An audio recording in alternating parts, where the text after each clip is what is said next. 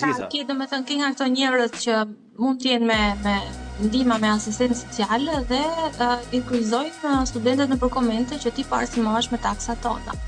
Ose i thon studentëve që derisa kushtet që nga kaq të këqija, pse nuk protestoni ju për kushtet?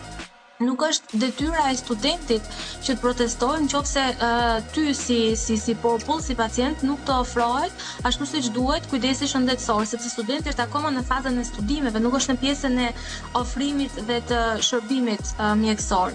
Pse nuk ngrihesh ti si popull? Omar, jemi budallënje, kupton tash ti?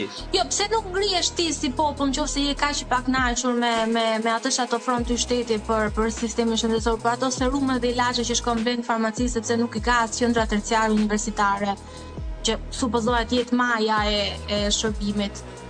E pra, rrin kafeneve dhe hedhin vrerë dhe lëshojnë komente të tilla. Jo, ne mirë, pjena një kafe.